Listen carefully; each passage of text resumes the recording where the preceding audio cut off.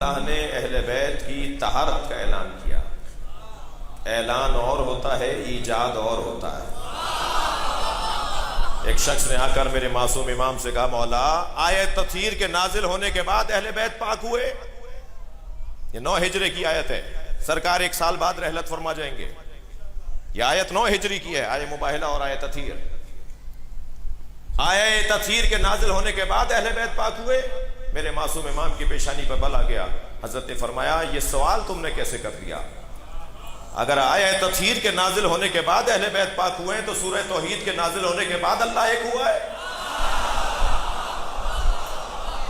اللہ ہمیشہ سے وحدہ لا شریک، ایسے ہی اہل بیت ہمیشہ سے طاہر و مطہر۔ اعلان طہارت اس وقت ہو رہا ہے جب ضرورت پڑی ہے۔ قرآن مجید سورہ مبارکہ نور کی آیہ کریمہ،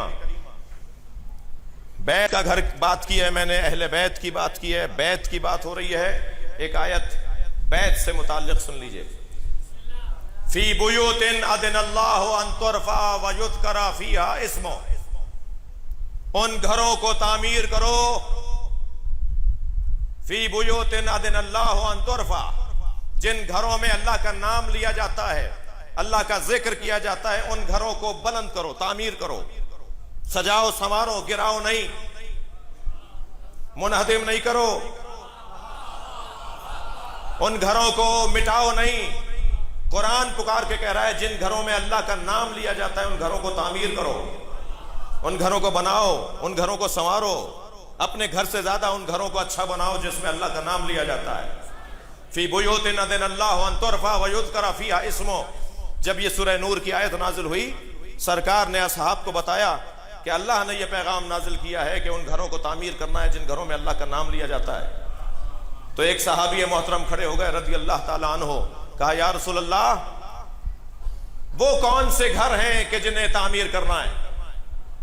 سرکار نے فرمایا بیوت الانبیاء، انبیاء کے گھر۔ بھائی میں یہاں ایسے آگے نہیں بڑھوں گا، ہمارا عقیدہ ہے اور سینہ ٹھوک کر عقیدہ ہے کہ ہم مولا علی کو انبیاء سے افضل مانتے ہیں۔ ہمارے نبی کے بعد اگر کائنات میں کوئی صاحب فضیلت ہے تو علی۔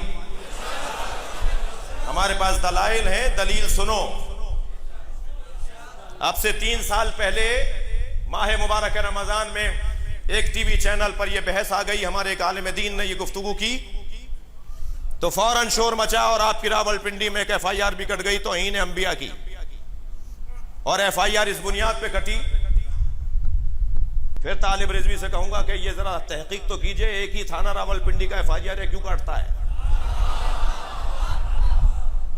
جی توجہ ہے؟ آپ کیوں پریشان ہو رہے ہیں؟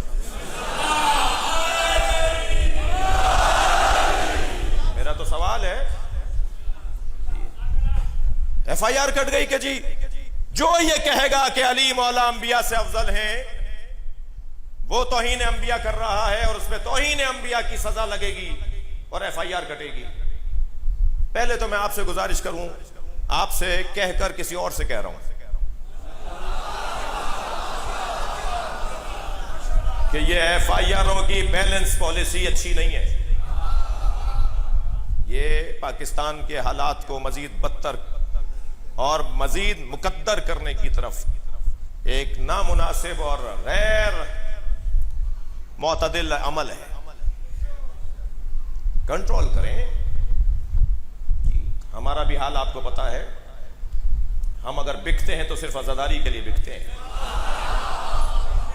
ہم سب کچھ قربان کر دیتے ہیں، سب کچھ دے دیتے ہیں، ہمارا سب لے لو، ہم صرف عزاداری کے لیے۔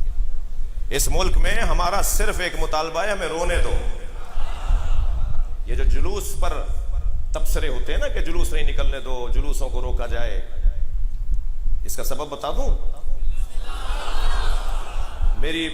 ہمارے مزاج میں نہیں ہے بہت زیادہ۔ اب بھی میں کل بھی ایک جگہ گیا تھا تو میں اپنے وہ دوست بھی جنہوں نے بلایا تھا وہ جانتے ہیں کہ 10 دفعہ بلانے پہ 1 دفعہ ٹائم نکال پاتا ہوں، بہت چھوٹا سا ذاکر ہوں، اور اپنے خطابت پر بھی کوئی مجھے بھروسہ اور اعتبار نہیں ہے، یعنی میں اعتماد نہیں ہے، میں خطیب بھی بہت اچھا نہیں ہوں، لیکن ٹائم نہیں ہے تو بہت شوق نہیں ہے کہیں آنے جانے کا۔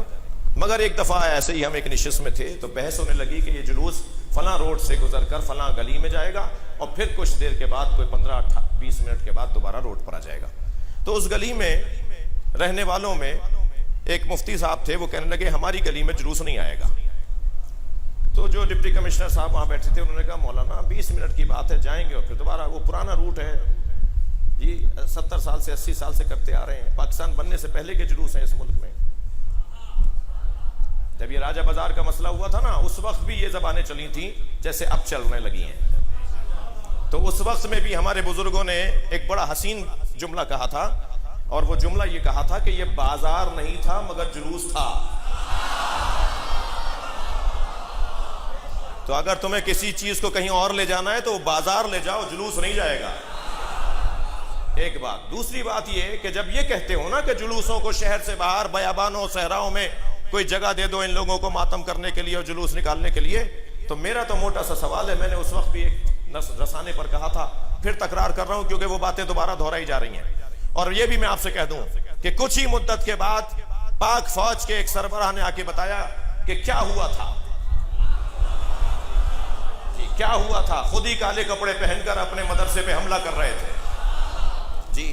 اور آج میں آپ کو بشارت دے دیتا ہوں کہ جو 2 شکایتیں ہم سے ہوئی ہیں نا اس ملک کے اندر, ایک اسلام آباد میں اور ایک کراچی میں, تو آج میں آپ کو بشارت دیتا ہوں کہ 2-4-5 سال سے زیادہ نہیں گزرے گا وقت کہ سب پتہ چل جائے گا کہ سازش کیا تھی.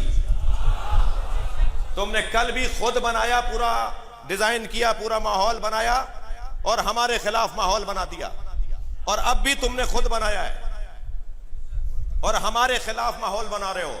میں موٹی سی بات کروں گا میرے بیان کی, اسلام آباد کی آج آخری مجلس ہے. خبردار, عزاداری اور تشیع 2 چیزوں کے نام نہیں ہیں. شیعت اور عزاداری ایک ہی چیز کو کہتے ہیں. جب تم عزاداری پر پابندی لگانے کی بات کر رہے ہو تو تم سیدھا کہہ رہے ہو تشیع پہ پابندی لگا دو. ہم مدرسہ نہیں بناتے, علم لگاتے ہیں. تھک کر نہیں سنیں گے. ہاں مدرسہ بناتے ہیں, کوئی غلط فہمی نہ ہو, مدرسہ بناتے ہیں, مگر ہم چپے پہ مدرسہ نہیں بناتے, ہم چپے پہ علم لگاتے ہیں. اور چپے پہ علم اس لیے لگاتے ہیں کہ یہ علم نہیں ہے, حسین کا مدرسہ ہے. وہ جو سارے دن ٹنڈے اور ٹماٹر اور ککڑی بیچتا ہے, وہ جو سارے دن محنت کرتا ہے اور ٹھیلا لگاتا ہے, اور صبح سے شام محنت کرنے کے بعد رات کو تھکا ماندہ گھر پہنچتا ہے, وہ کپڑے تبدیل کر کے مجلس میں جاتا ہے, اس کا دین ہی ہے, وہ قرآن ہی یہاں کے سمجھتا ہے, وہ دین یہاں کے سمجھتا ہے. ہم نے اس وقت بھی کہا تھا کہ اگر تم نے صحراؤں میں اور بیابانوں میں جلوسوں کو منتقل کر دیا یہ کہہ کر کے شہروں سے باہر لے جاؤ, تو میرا ان سے سوال یہ ہے کہ یہ کون ضمانت دے گا کہ پھر 10 سال بعد جس روٹ پر ہم نکل رہے تھے وہاں شہر نہیں بسے گا. لبیک یا حسین.